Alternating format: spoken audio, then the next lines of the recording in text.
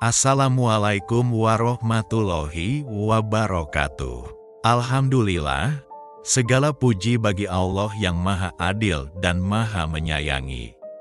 Sholawat dan salam semoga tercurah kepada Rasulullah Shallallahu Alaihi Wasallam, teladan keadilan dan kasih sayang yang abadi. Sahabat jiwa yang sedang berjalan dalam pencarian makna, kita telah menapaki jejak-jejak surat An-Nisa, dari pesan tentang yatim, warisan, hingga martabat dan keluarga.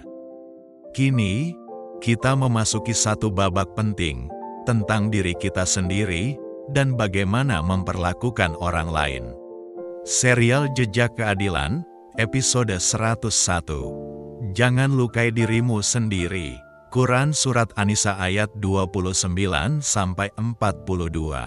Sahabat, pembuka disampaikan dalam ayat 29 Surat An-Nisa. Wahai orang-orang yang beriman, janganlah kalian memakan harta sesama kalian dengan cara yang batil, kecuali dengan jalan perniagaan yang saling meridai. Dan janganlah kalian membunuh dirimu. Sungguh, Allah Maha Penyayang kepadamu.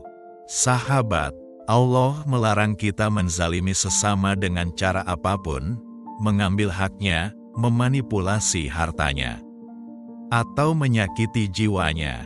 Tapi bukan hanya itu, diri kita sendiri pun jangan sampai kita aniaya.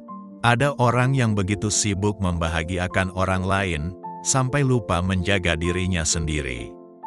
Ada pula yang menyiksa diri secara perlahan, dengan pikiran buruk, pilihan hidup yang merusak, atau mengabaikan nurani. Menjual prinsip demi keuntungan cepat, memendam dendam hingga tubuh lelah, atau membohongi diri sendiri demi validasi semu. Itulah bentuk kezaliman pada jiwa sendiri. Ayat 30-31 melanjutkan. Barang siapa yang berbuat demikian secara zalim dan melampaui batas, maka kami akan memasukkannya ke dalam neraka. Allah tidak mengancam untuk menakut-nakuti, tapi untuk menjaga kita dari kehancuran batin dan sosial. Karena kezaliman, sekecil apapun, akan kembali kepada pelakunya. Sahabat, kita lihat contoh kehidupan sehari-hari sebagai pembelajaran. Bayangkan seseorang yang mengambil sedikit uang dari kas kantor. Awalnya terasa ringan, tak ada yang tahu. Tapi hatinya mulai berat. Ia merasa diawasi, wajahnya muram. Akhirnya, tubuhnya lelah karena memikul rasa bersalah. Atau seorang ibu yang bekerja keras, tapi tak pernah memaafkan dirinya karena satu kesalahan di masa lalu. Dia terlihat kuat, tapi rapuh di dalam. Seorang ibu yang bekerja keras siang dan malam. Ia tulang punggung keluarga, tak pernah absen menyiapkan sarapan, membayar tagihan, bahkan merawat orang tuanya yang sakit. Semua orang melihatnya sebagai perempuan kuat, tegar, mandiri, tangguh, tapi mereka tak tahu. Setiap malam sebelum tidur, ia menangis pelan di balik bantal. Bukan karena letih tubuh, tapi karena letih hati. Di dalam dirinya, ada luka lama yang belum sembuh. Satu kesalahan di masa lalu, yang mungkin bagi orang lain terlihat kecil, tapi bagi dirinya terasa besar. Ia pernah kehilangan kesabaran pada anaknya yang sedang sakit. Pernah berkata kasar karena tekanan yang ia pendam sendirian. Dan sampai hari ini, ia merasa dirinya tak pantas disebut ibu yang baik. Ia terus menghukum dirinya, diam-diam, dengan rasa bersalah, dengan menahan kebahagiaan, dengan membatasi senyum, seolah hidup ini adalah ruang penebusan, bukan perjalanan menuju pengampunan. Ia lupa bahwa Allah Maha Pengampun, dan hatinya pun berhak untuk sembuh.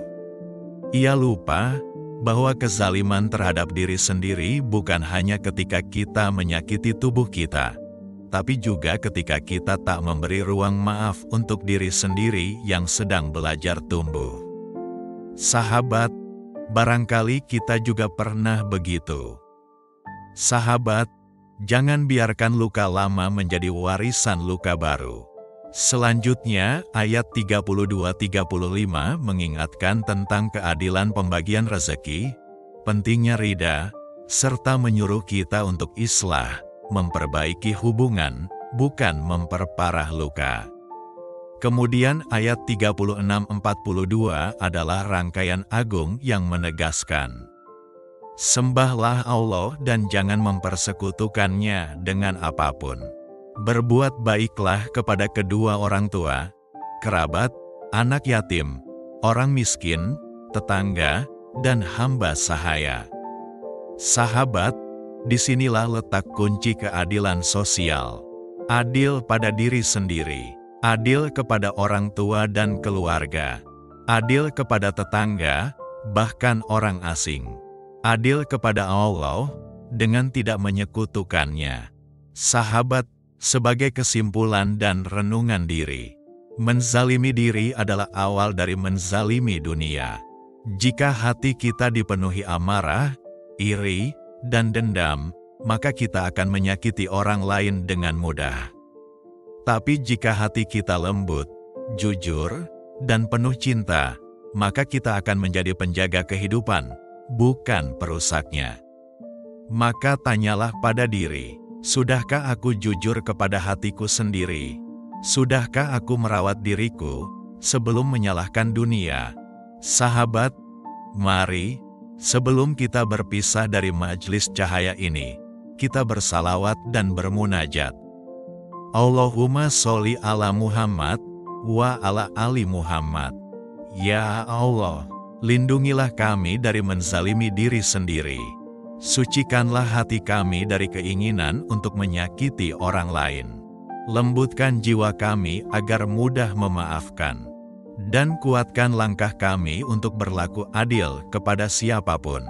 Amin ya Rabbal Alamin. Jika episode ini menyentuhmu, bantu sebarkan agar lebih banyak hati yang terjaga dan terlindungi. Klik like, share, dan jangan lupa subscribe untuk terus bersama dalam setiap jejak cahaya kebaikan. Sampai jumpa di episode selanjutnya dari serial Jejak Keadilan. Wallahu muwafiq ila aqwamit thoriq. Subhanakallahumma wa bihamdika, asyhadu an la ilaha illa anta, astaghfiruka wa atubu ilaik.